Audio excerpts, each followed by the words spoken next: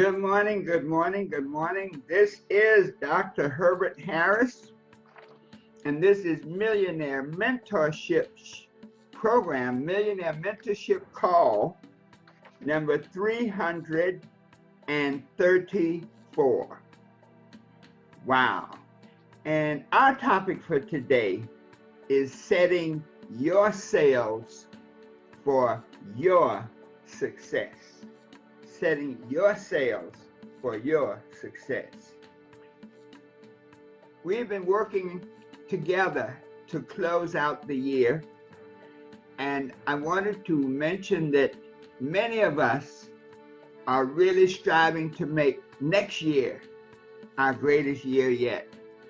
And one of the keys to doing that is to make this year close out strong, because where we end this year, we begin next year. And to help facilitate that, we are offering our special 2-for-1, in other words, 2 copies of the 12 Universal Laws of Success for the price of 1. That's $16.95 plus shipping and handling. And in addition to getting a book for yourself and a book for someone you care about, you also get a workbook, all these digital goodies, a workbook, a actual audio of the 12 Universal Laws of Success, plus a 12 affirmations to live by poster. So be sure to go to www.12, that's the number 12, ULS, to get your special, I'll call it your transformation tool for the new year. Our topic for today is setting your sales for change. Setting your sales for your success. The idea is, as we close out this year and we look at your present situation. Last week we talked about facing the facts and assessing where you are right now. This week we're talking about how to use those facts. I like to think of this topic as almost learnings and personal adjustments. I don't know if learnings is a proper word, but learnings and personal adjustments. And the idea is to sit and look at the different areas, the goal areas of your life, such as your spiritual goals, your physical goals, your personal goals, your financial goals, your family goals, your community goals. But look at the goal areas in your life and process those areas in this way, asking the following questions. Welcome, John. Thank you for joining us. What were my goals this year? And so for each topic area, you ask that question. For example, what were my goals this year? Suppose your goal was to make $100,000. Then question number 2 is, am I happy with my performance? Well, let's assume that you made $50,000 instead of the $100,000 you wanted to make. So are you happy with your performance? If you are, then great. Okay. If you're happy making half of what you said you wanted to make, great. Then set higher goals. So if you're happy with your performance this year in each particular goal area, then work at it, set higher goals for the next year. But if you're not happy with your performance for this year, then why not? So for example, if my goal was to earn $100,000 and I only made 50, so why am I not happy? Well, I'm not happy because I didn't achieve my goal. I'm not happy because some of the things I wanted to do required that goal to have been achieved. And so if you're not happy with your performance this year, then the next question is, what could I have done to improve my performance? And by the way, folks, I'm only using a money example because it's easier to quantify and to see the steps. And those of you who are listening online and watching online, please share this and get other people on this live broadcast. I think it will really help them. And so, what could I have done to improve my performance over this last year? Well, Well, number one, maybe I could have put in more hours. If I'm in business for myself, for example, and my goal in my business was to make $100,000 and I hit only 50, then I could have put in more hours. I could have made more calls. Maybe I could have improved my techniques. If I'm in sales, I could have learned how to be a more effective closer. But to look at the things that you could have done to improve your performance. Number 6, look at the things you will not do. For example, there are many people who are what I call serial entrepreneurs. They'll start a project, and if it doesn't work for them in 60 days or 90 days, they quit and move on to the next thing. So maybe what you will not do is you will not go from pillar to post. You will not follow every new fad that comes along. You will not be deterred by the weather, be deterred by the challenge. So look at the things you will not do again. Number 7, ask, what must I do to improve my performance next year? So if my goal was 100,000 this year and I only made 50,000, then what can I do? What must I do to improve my performance? Well, maybe I need to set up my business with more regular hours. I need to put in more time. Maybe I've been only giving 10 or 15 hours a week to make 50,000 a year. So it's clear I need to give 20 to 30 hours a week.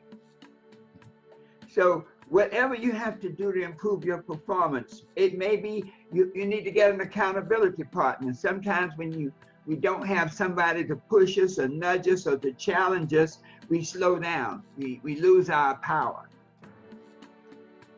Number 8, what will happen if I improve my performance next year and achieve my goal? And it's important to write that down because this is what you're shooting for. So if your goal is to make 100,000 and you achieve it next year, then what will happen if you achieve it? And so it may be that, number 1, you'll have the satisfaction of achievement. Number 2, you'll have more money, for example, to invest. And so you start taking care of your long-range financial requirements. You may have more money now to set aside to send your kids to college, to buy the new house. In other words, be very clear about what your life would be like if you achieve the goals that you set out to achieve. And then finally, number 9, what will happen if I do not improve my performance next year? What will happen if I keep doing what I have done this year? What will happen next year? Where will I be? What will my life be like? Albert Einstein said that insanity is doing the same things and expecting a different result. So folks, this is important because when you look at how your life will be if you don't achieve your goals, that's got to motivate you. Because if you're not achieving your goals, it creates a vibration of failure, disappointment, lack, and limitation. Let's look at this whole process again, like in terms of relationships. Well, what were my relationship goals for this year? Maybe my relationship goal was to meet somebody who I really vibed with, somebody who would be an asset in every regard, somebody who I loved. And am I happy with my performance this year? How did it go in my relationship building business? If I am happy, suppose I've gotten a great relationship, that I've met people who love me, I'm in a relationship of empowerment, one that elevates me. That's why I'm happy. But suppose I'm not happy. Suppose the relationships that I've gotten into this year were repeats of last year's relationships. Maybe they were negative. Maybe they were unfulfilling. Maybe they were painful. So when you look at this, if you didn't achieve your relationship goals, why not? What could I have done to improve my performance? Well, maybe you needed to get to know the person a little better. Maybe spend more time looking in their background, to be less involved with their conversation and more cognizant of their operation. I had an uncle who was tended to be very negative, and very few people could be around him.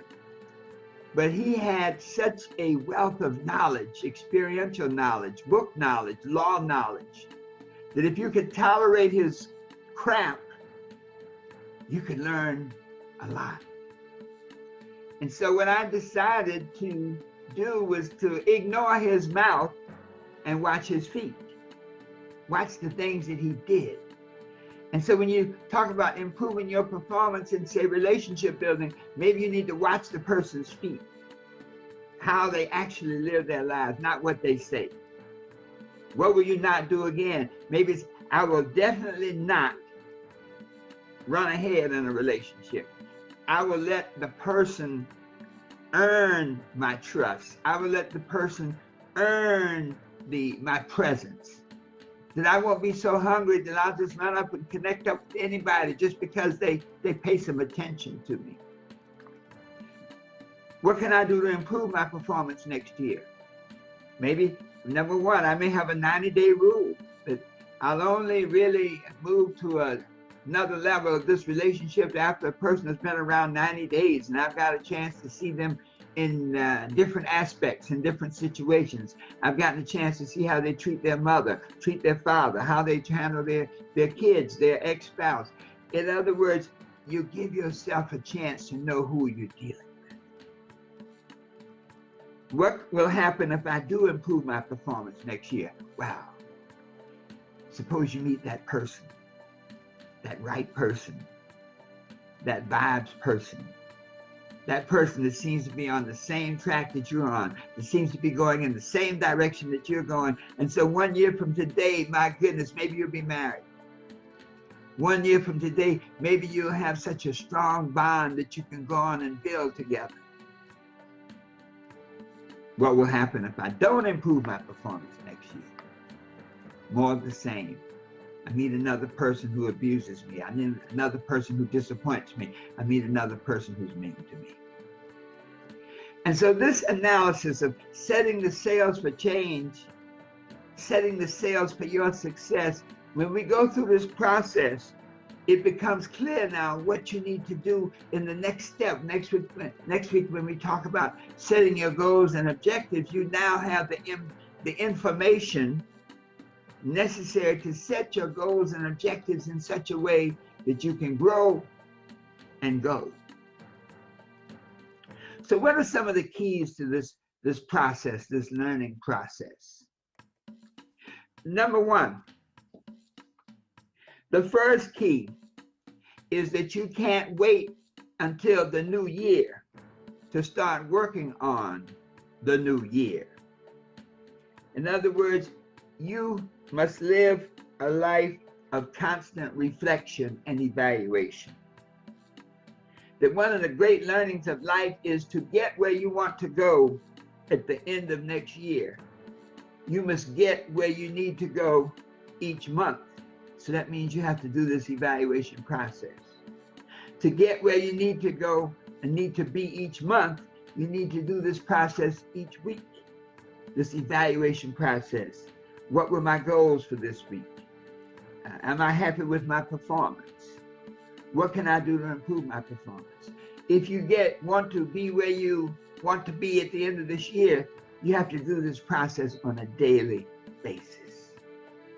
That's a heavy learning, folks, because it's so easy for us to procrastinate and put off to tomorrow what must be done what should have been done last week. And so this process of recognizing that you must always live in the present and you must go through this evaluation process in the present on a daily basis then means that if each day you're happy with your performance, each day you achieve the daily goals, then you automatically achieve the weekly goals. If each week you achieve the weekly goals, and when you do your evaluation, you say, yes, I'm happy with my goals. Yes, I'm happy with my performance. Yes, I did everything I could to make tomorrow the way I want it to be. then you will achieve your monthly goals. And if you achieve each monthly goal, then you automatically achieve each annual goal.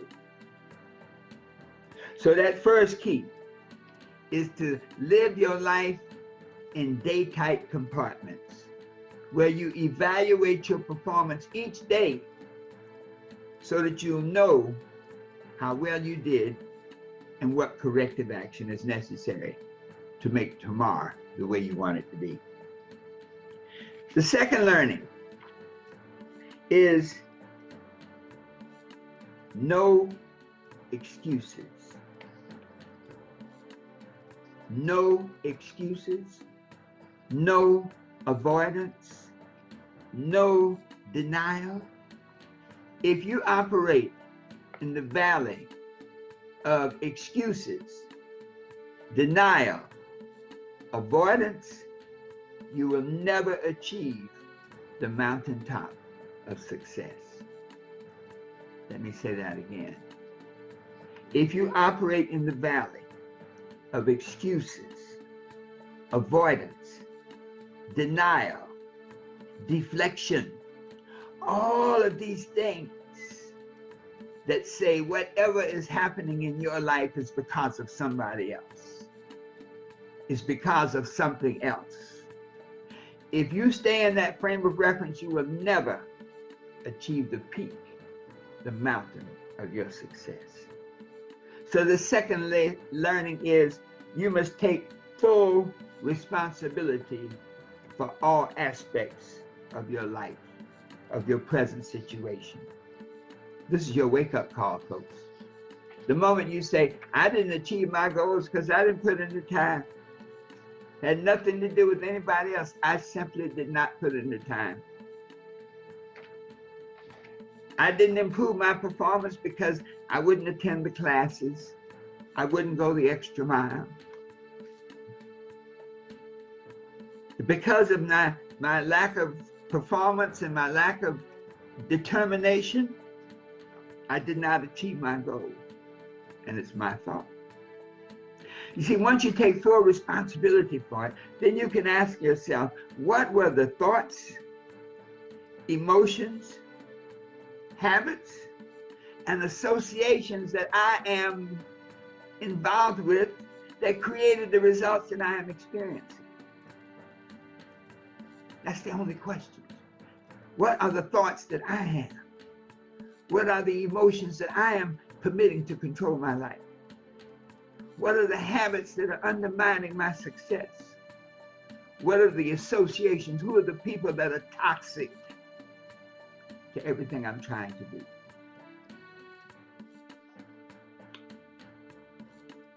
You know, when you take responsibility, my good friend Ken Brown, Ken is owned 2 McDonald's, and he's now building a major restaurant in Chicago, and he's written a number of books. One of his books it's called Living in Freedom Every Day.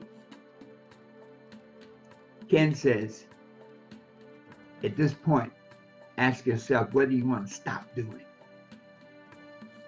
That when you, each day, each moment, when you take responsibility for your life, then you say, well, what do I need to stop doing? Do I need to stop making rash decisions? Do I need to stop running into relationships with people who don't honor me, who don't love me, who don't care about me? Do I need to stop being lazy, being tardy? Ken says, now ask, what do you need to start doing? Maybe you need to start getting up early. Maybe you need to start laying out your clothes the night before. Maybe you need to start checking people out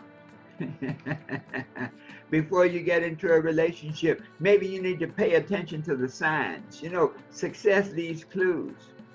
Failure leaves clues. Bad relationships leave clues. And so maybe you need to pay attention to the clues that life leads you. Someone once said, when a person shows you who they are, believe them and act accordingly. And then the third piece that Ken says is, What will I continue doing? You know, the fact that we're here to even do this analytical process means that we've been successful. There are a lot of people that aren't here. There are a lot of people who don't have the same opportunity that we have this day with breath in our bodies. So what will you continue to do? Maybe you continue to grow, continue to be a striver, continue to take that extra step, continue to throw that extra punch, continue to do whatever is necessary to achieve the goals that you set out for yourself. Sometimes we beat ourselves up focusing more on our failures, but the fact that we're around to even analyze that failure means that we've succeeded. The third basic learning is to recognize that for things to get better, we must get better. That success is always an inside job. That happiness is always an inside job. Recognize and acknowledge your situation, and then determine the areas that you need to work on to get better. And then commit to do the work, and then do it until it is done. One of the thoughts I love, and it says this: if you don't fix it, it will still stay broken. And so when we do this process of self-analysis and we see the things about our performance, about our goals, about our habits, about our thoughts, about our associations, when we see those things, we have to fix them. Because if we don't fix them, they will perpetuate the very condition that we're not happy with. You see, we become great through continuous growth. In life, it's all about continuity. And anytime something happens that is out of continuity, your universe moves to rectify itself. Example: people win the lottery. People want money. I want to become a millionaire. People win the lottery, win millions of dollars, and a large percentage, I think 60 to 70% of the people who win the lottery, 7 years later, they're broke again. Look at some of the athletes who make millions and millions of dollars, and a major percentage of the athletes who make millions and millions of dollars, 7 years later, they're broke again. So what happens is, if your results in life are not congruent with your consciousness, you know, the spiritual principle: seek first the kingdom, seek first the consciousness, and all these things will be added unto you. If the things are added unto you before the consciousness develops, then it creates a spiritual contradiction. And those things will either leave you, or you will have to grow to contain and maintain them. I think of a story when we look at how we do things and the consequences of our actions. And that our actions have such profound consequence that each and every thought, emotion, habit, association that leads to action is like planting a seed. And many seeds once planted, the results cannot be altered. There was a story of a young man, very brash, very inconsiderate young man, and he was the type of person, or the type of kid that said inappropriate things, and he was rude. He hurt people's feelings. Extremely critical. I'm sure that you know somebody like that who's extremely critical. There's nothing that you can do right for them. Well, this young man, after talking to his dad, he wanted to change his life. And so Dad said, well, anytime you offend somebody, what do? The son said, well, I go back and apologize. I said, I'm sorry. I didn't mean to curse you out. I'm sorry. I didn't mean to be so critical. So the dad says, okay, sounds interesting. So you're going to ask forgiveness and apologize. The young man says, yes. So the dad says, I'll tell you what. Every time you offend somebody, every time you hurt somebody, go put a nail in that post on the front porch. So sure enough, the young man would get outrageous. He'd do things. And every time he hurt somebody, he put a nail in that front porch. And then the dad says, every time you apologize, I want you to go take that nail out. And so the young man, of course, felt he was really getting better. And he would hurt somebody's feelings, and he'd go back and apologize, and he'd go take the nail out. And he was really feeling good inside. But there was something wrong. And so at the end of the day, he says, well, Dad, I've taken out all the nails, so I've apologized to everybody that I've hurt. And the dad says, let's go look at that pole on the porch. And when they looked at the pole, the dad asked the son, well, what do you see? He said, I see little holes where the nails had been. And that was the lesson, folks. That when you say things to people, when you hurt people, even though you apologize, that nail, that hole is still there. And so as you begin to evolve into the person you want to be next year, recognize that, because that can control your behavior and create positive vibes. Every time you do that thing that you have to apologize for, every time you're critical of somebody, even though you feel inside that you're helping them by criticizing, you've put a nail in that hole of your destiny and of your consciousness. And even though you apologize, the pain is still there. The hurt is still there. So, to conclude this week, this program of setting your sails for your success is a critical step in your evolution to becoming the person you want to be. Analyze your goals. Analyze your performance. Critically look at how your life will be effective if you accomplish your goals, if you don't accomplish your goals. Recognize that you have to do this process on a daily basis.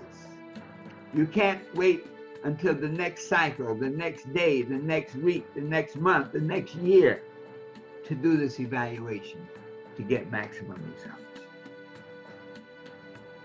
Remember that live a life of no excuses, to take total responsibility for each and every aspect of your life, good, bad, or indifferent, and say, whatever it is, I did it. Because the moment you take responsibility for doing it, you have the power to change it. And finally, remember that for things to get better, you must get better. That we become who we want to be, we achieve our goals through growth. We don't go to our goals and desires. We grow to our goals and desires. And when we do these things, we can grow into the person we want to be, having the things we want to enjoy, going the places we want to go, being associated with the people we love, and achieving each and every aspect of the life we desire to live, knowing that the best is always yet to come. So start your journey, folks, by getting your copies of the 12 Universal Laws of Success in our holiday special, 2 copies for the price of 1. That's $16.95 plus shipping and handling. And you'll get the digital workbook, you get an audio of the 12 Universal Laws of Success seminar, and you'll get the 12 affirmations to live by poster. These things can help you plant the seeds and lay the groundwork for the person you want to be, doing the things you want to do, and having whatever you want to have. Go to www.12, that's the number 12, uls.com and change your life forever. So it is.